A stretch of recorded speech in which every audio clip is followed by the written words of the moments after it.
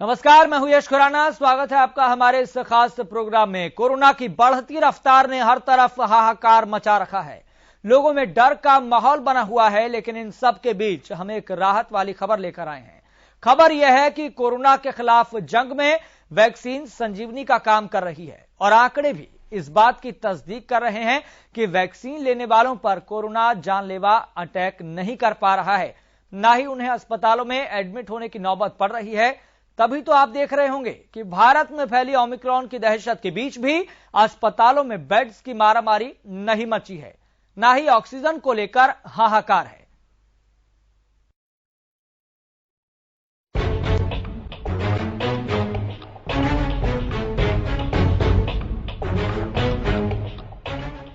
Corona को रोकने में वैक्सीन कितने कामयाब है, ये सवाल आज भी कई लोगों के दिमाग में घूमता रहता है।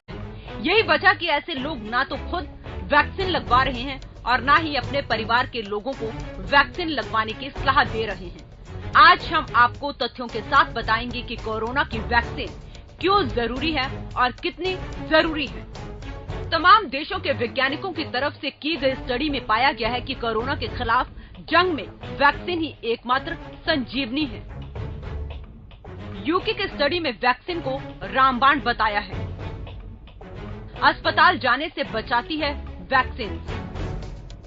88% तक अस्पताल जाने से रोकती है वैक्सीन।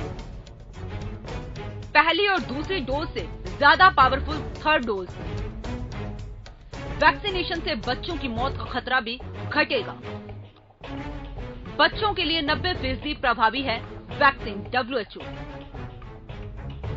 लगभग पूरी दुनिया के वैज्ञानिक वैक्सीन को ही लोगों की जान का सुरक्षा कवच बता रहे हैं। आप देख रहे हैं ओमिक्रॉन की रिकॉर्ड तोड़ रफ्तार के बावजूद अस्पतालों में बेड्स की किल्लत नहीं है। ऑक्सीजन को लेकर हाहाकार नहीं मच रहा है। मौतों का ग्राफ तेजी से परवान नहीं चढ़ रहा है। ये सब वैक्सीन की संजीवनी का ही कमाल है। तभी भारत सरकार भी वैक्सीनेशन पर जोर दे रही है। बच्चों का वैक्सीनेशन भी अब शुरू हो गया है। हेल्थ केयर और फ्रंटलाइन वर्कर्स को बूस्टर डोज भी दी जा रही है। अब तक के वैक्सीनेशन पर गौर करें तो भारत में 87.01 करोड़ लोगों को पहली डोज लग चुकी है। 64.90 करोड़ लोगों को दूसरी डोज लग चुकी है और कुल वैक्सीनेशन का आंकड़ा 155.40 करोड़ के पार पहुंच गया है। दुश्मन कोरोना को हराना है तो वैक्सीनेशन को सफल बनाना ही होगा, क्योंकि वैक्सीन के बिना महामारी की इस जंग में हमारा जीतना मुश्किल ही नहीं नामुमकिन होगा। Bureau report, Haryana news.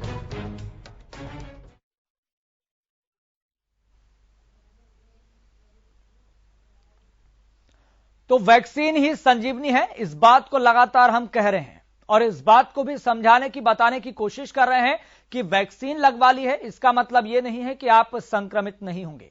आप संक्रमित होंगे अपनी लापरवाही की वजह से, अपनी गैर जिम्मेदाराना हरकत की वजह से। इसलिए लगातार मैं इस बात को कह रहे हैं कि कोरोना के मामले भले अपनी तेज रफ्तार के साथ बढ़ रहे हैं, लेकिन आपको भी अपनी जिम्मेदारी का ईमानदारी के साथ निर्वहन करना होगा, जो इस संकट काल में, इस आफत काल में बहुत जरूरी है। और इस बात को समझना प्रदेश के प्रत्येक व्यक्ति की, देश के प्रत्येक व्यक्ति की जिम्मेदारी है। फिलहाल जो स्टडीज, जो रिपोर्ट लगातार सामने आ रही है, उस पर हम चर्चा करेंगे। कहीं ना कहीं डायरेक्टली और इनडायरेक्टली, यानी कि प्रत्यक्ष और अप्रत्यक्ष रूप से आपके लिए राहत वाली खबर है। लेकिन राहत वाली खबर है इसका मतलब यह नहीं है कि आप कोरोना के एप्रोप्रिएट बिहेवियर का पालन ना करें। फिलहाल आपको बता दें, हमारे साथ स्टूडियो में मौजूद हैं डॉक्टर पंकज वत्स, जो कि स्वास्थ्य सेवा हरियाणा के पूर्व निदेशक हैं। डॉक्टर पंकज वत्स, आपका बहुत बहुत शुक्रिया समय देने के लिए, बातचीत करने के लिए। चूंकि यहां पर दर्शकों को कहीं ना कहीं जागरूक करना बहुत जरूरी है। इस आफत काल में, इस संकट काल में समझाना बहुत जरूरी है कि आपने वैक्सीन लगवा ली है, इसका मतलब यह नहीं है कि आप संक्रमित नहीं होंगे। फिलहाल मैं आपसे सबसे पहला बुनियादी और सामान्य सवाल यही पूछूंगा, जो एक एक दर्शक के लिए जानना बेहद जरूरी है कि वैक्सीन की भूमिका इस आफत काल में, इस संक्रमण काल में कितनी जरूरी है। देखिए, वैक्सीन जो है वो बहुत ज़्यादा ज़रूरी है, क्योंकि ये आपको इस वायरस के साथ लड़ने की शक्ति प्रदान करती है, आपको प्रोटेक्शन प्रदान करती है। ये वैसे ही है जैसे बगैर कवच के आप तलवार से युद्ध करना शुरू कर दो, आपके विरोधी के पास तलवार है और आपने कवच नहीं पहना है, तो उसी तरीके से इतना खतरनाक है। ये आपका सुरक्षा का कवच है जो आपको बचाता है। लेकिन इसका मतलब ये नहीं है कि जैसे तलवार कहीं कुछ ना कुछ अंग ऐसे रह जाते हैं खुले जहां पे तलवार वाला अटैक कर सकता है, तो उसी तरीके से ये वैक्सीन आपको कवच जरूर देती है, पूरा सुरक्षा का कवच देती है, लेकिन पूर्णतः आपके पूरा कवर नहीं देती है। उसके लिए आपको मास्क पहनना, सोशल डिस्टेंसिंग रखना, भीड़ में न जाना अनिवार्य है। अब सबसे बड़ी बात यह है कि मास्क पहनना जो है वो एक रिचुअल हो गया है, एक फॉर्मेलिटी हो गई है। और लेकिन मास्क कैसे पहना जाना है, उसमें क्या क्या आपको सावधानियां बरतनी है, इसके बारे में जानकारी देना आपको होना बहुत ज्यादा जरूरी है। देखिए, जब आप घर से बाहर निकलते हैं तो मास्क पहन के निकलिएगा, लेकिन जब घर के अंदर वापस आते हैं तो वो मास्क बाहर ही रहना चाहिए। वो घर के आपके बाहर जो डस्टबिन रखा हुआ है, एक अलग से आप डिस्पोजल के लिए डस्टबिन रख लीजिएगा कि घर से बाहर आप मास्क पहन के जाएं और वापस जब आएं तो वो आप मास्क जो है वो डस्टबिन में डाल दीजिएगा। ये बहुत ज्यादा जरूरी है। अगर घर से 10 बार बाहर जाना है तो आपको 10 मास्क इस्तेमाल करने पड़े तो कीजिएगा, क्योंकि अगर वो मास्क आप घर में ले आए और उस मास्क की सतह पर जो इन्फेक्शन वायरस, मास्क क्या करता है, अगर वायरस आपके नाक और मुंह के अंदर ना जाए उनसे बचाव करता है, यानी इसका मतलब वो मास्क के बाहर तो लगा ही रह जाएगा। और उसको अगर आप अपने घर में ले आए, इसका मतलब उसने वो अतिक्रमण आपने घर में लाके जहां पे भी आप रखेंगे वहां जाएगा, इधर जाएगा, बाकी जाएगा। तो इसलिए बहुत ज्यादा जरूरी है कि मास्क का उपयोग घर से बाहर जाएं, दफ्तर से बाहर जाएं, जब वापस आए तो उसका डिस्पोजल बहुत ज्यादा जरूरी है जी। दूसरी बात यह है कि नाक और मुंह पर बांधना बहुत ज्यादा जरूरी है। तीसरी बात यह है कि हम क्या करते हैं, हम कपड़े का मास्क बना लेते हैं, और कपड़े का मास्क तो अब प्रतिदिन प्रति समय हम बार बार नहीं डिस्पोज ऑफ कर सकते। अगर डिस्पोज ऑफ नहीं कर सकते हैं तो ये ध्यान रखें कि आपके पास 5 से 10 मास्क हो और वो रेगुलरली धुलते रहें। आप जैसे वहां डाला है उसको आप धोने में धोने के लिए डाल दीजिएगा, सर्कुलेशन में रखिएगा जी। अगर आप एक ही मास्क को बार बार इस्तेमाल करते हैं तो भी आपको कोई बहुत ज्यादा बड़ा बचाव नहीं मिलेगा। तो ये सावधानियां हैं जो आपको बहुत जरूरी है। सोशल डिस्टेंसिंग बहुत जरूरी है, जो कि हम लोग नहीं कर पा रहे हैं। अभी भी आप बस में चले जाइएगा, 3 व्हीलर में चले जाइएगा, रेल में चले जाइएगा, क्या हालत है, बाजार में शॉपिंग के लिए चले जाइएगा, आप सोच सकते हैं कितनी सोशल डिस्टेंसिंग है। अभी भी आपको 3-3 लोग जो है स्कूटर पर ड्राइव करते हुए मिल जाएंगे। तो स्वाभाविक रूप से, और ये तो पिछले कोरोना से 50 गुना ज्यादा इन्फेक्शन करने वाला है।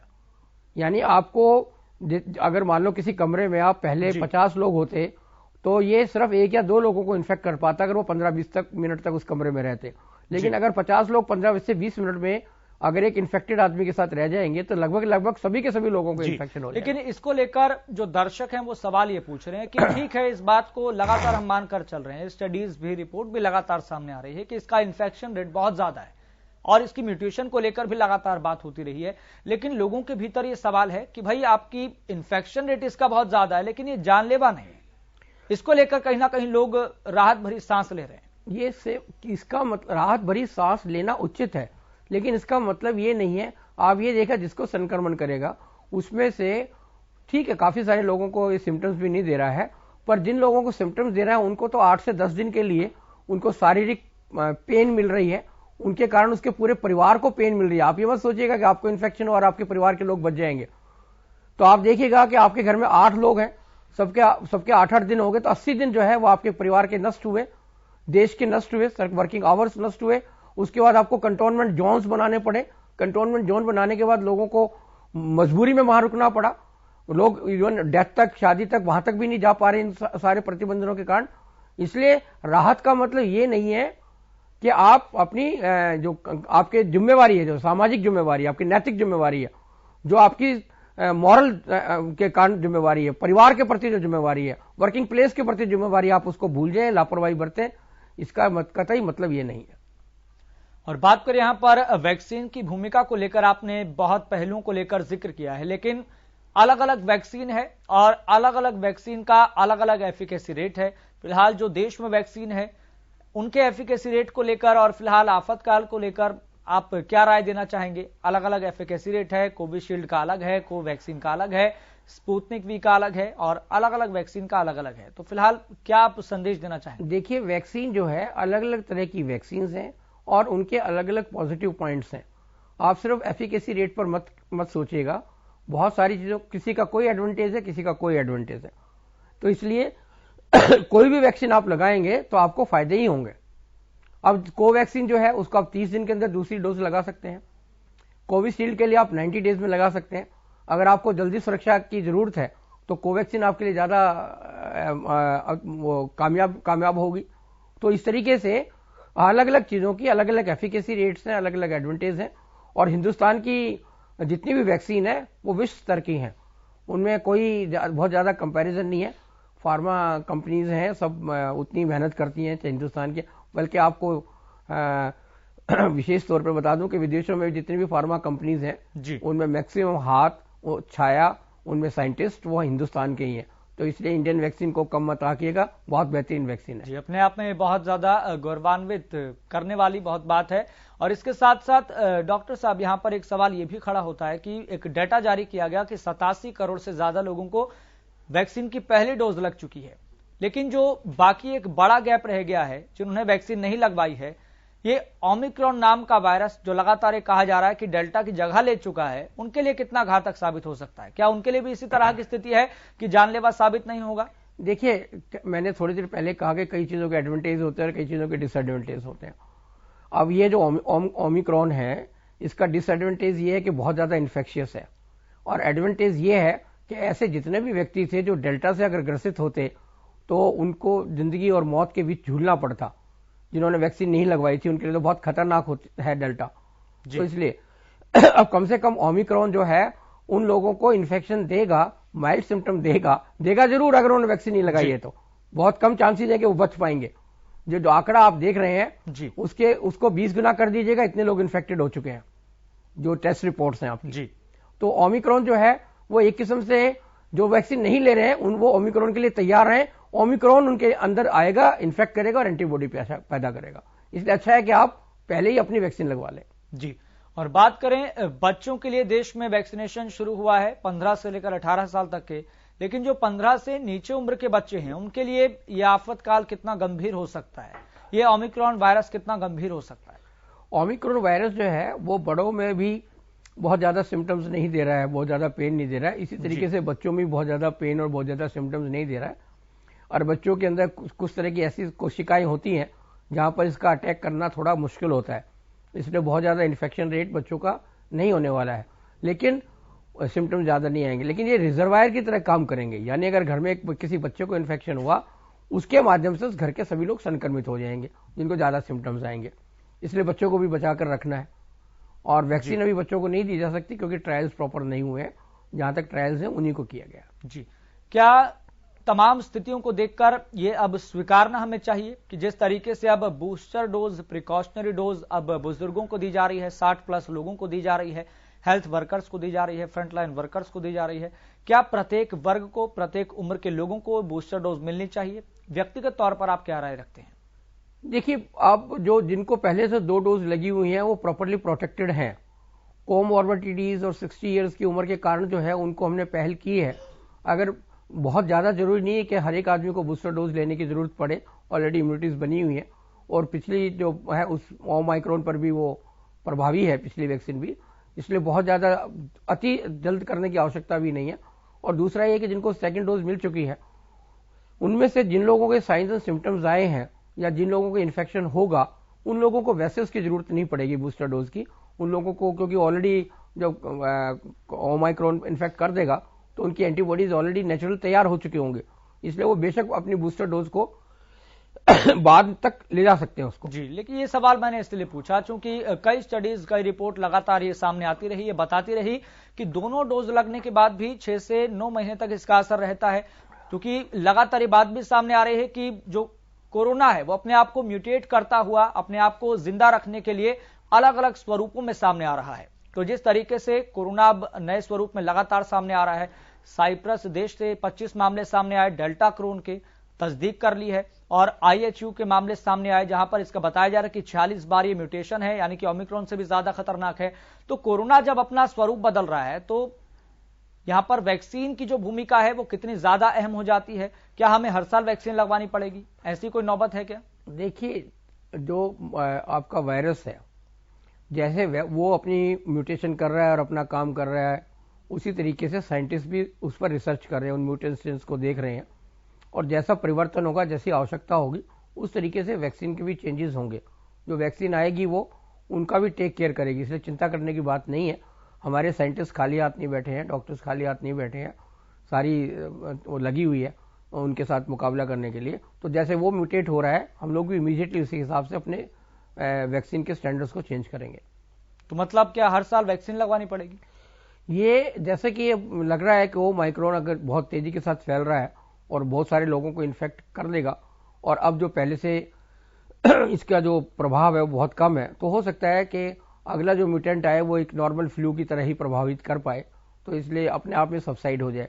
तो ये आने वाले वक्त में हम को पता लग पाएगा। डॉक्टर साहब, ये क्या तय माना जाए क्या, मतलब कभी कोरोना खत्म नहीं होगा? क्योंकि अगर लगातार जिस तरीके से म्यूटेट हो रहा है अपने आप को पैदा करने के लिए, अपने आप को जिंदा रखने के लिए, तो ये मानकर चला जाए, आप व्यक्तिगत तौर पर क्या कह रहे हैं? चूंकि 1720 में, 1820 में, 1920 में महामारी आई, क्या उसमें भी इसी तरह का ट्रेंड देखने को मिला था?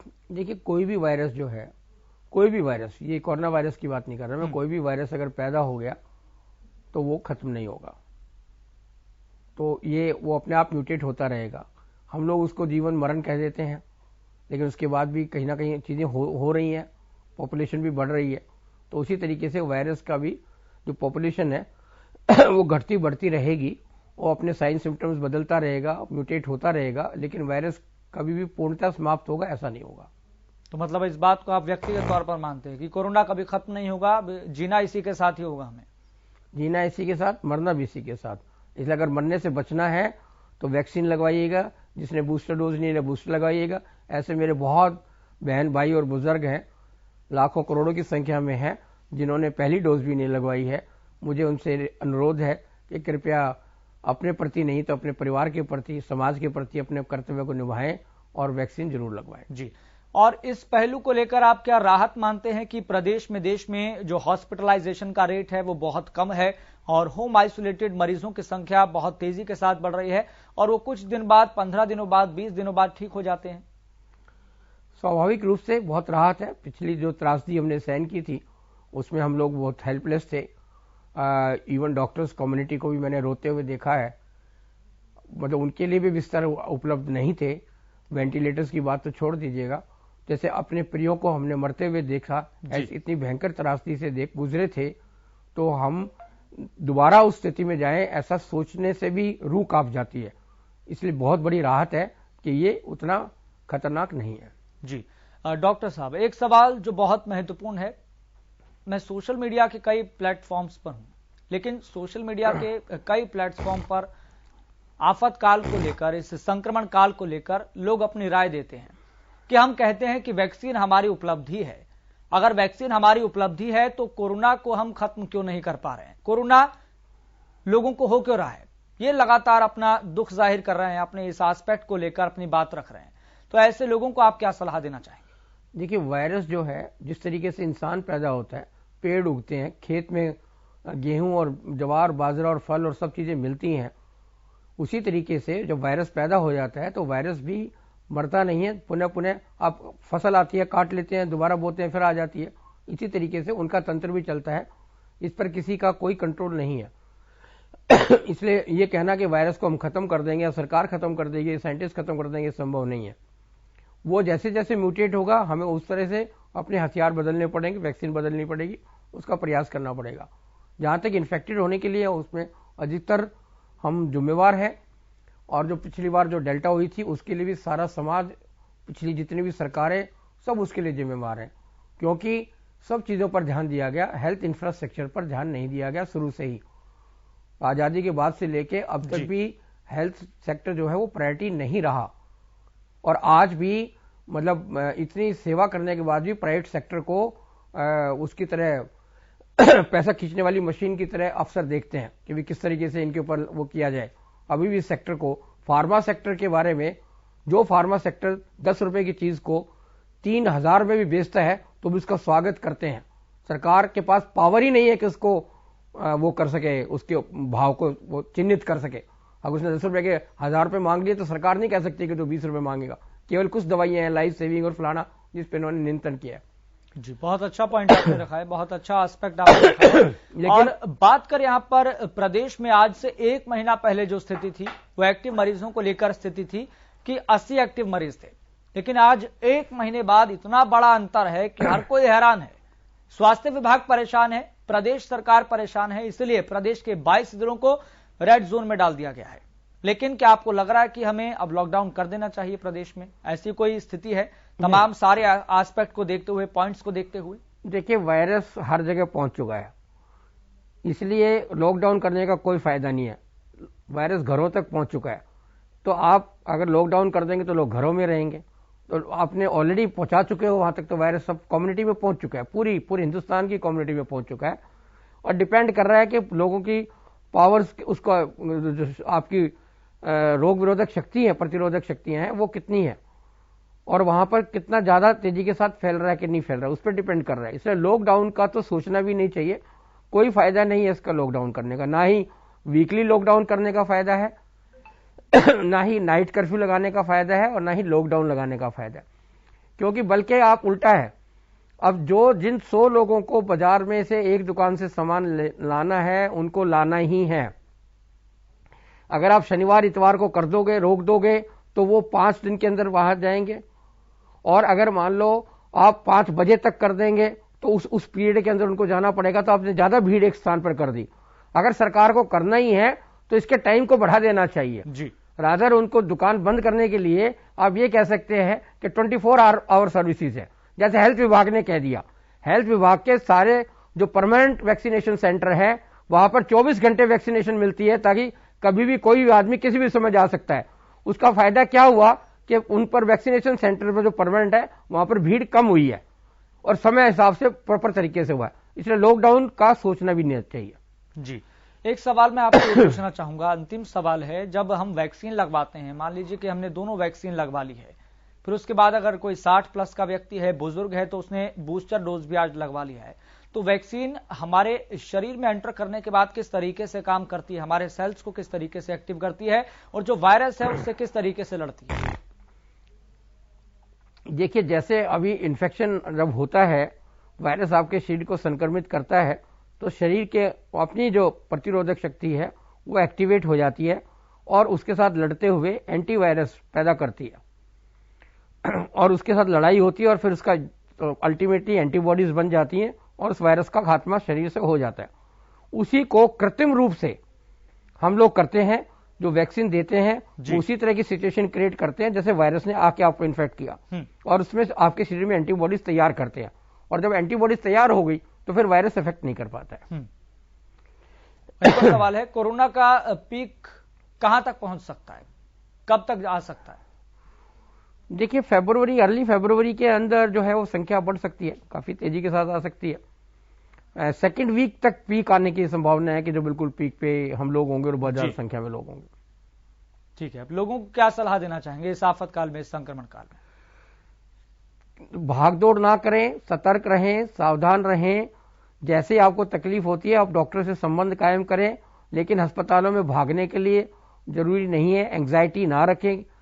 अगर आपने डोजेज लगा रखी है तो आप 90% सुरक्षित हैं कि आपको आईसीयू बेड या हॉस्पिटलाइजेशन नहीं होने की जरूरत है, और 99% सुरक्षित है कि आपको आईसीयू में ना जाना पड़ेगा। 99 से भी ज्यादा की बात है, इसलिए पैनिक होने की आवश्यकता नहीं है। आप अपने और अपने मिलने वालों के साथ, अपने आने जाने वालों के साथ, सबके साथ ये इस तरह से व्यवहार करें जैसे उनको इन्फेक्शन है, और कोशिश करें उनको भी प्रोत्साहित करें और स्वयं भी उस काम को, जो प्रोटोकॉल है उसको मेंटेन करें।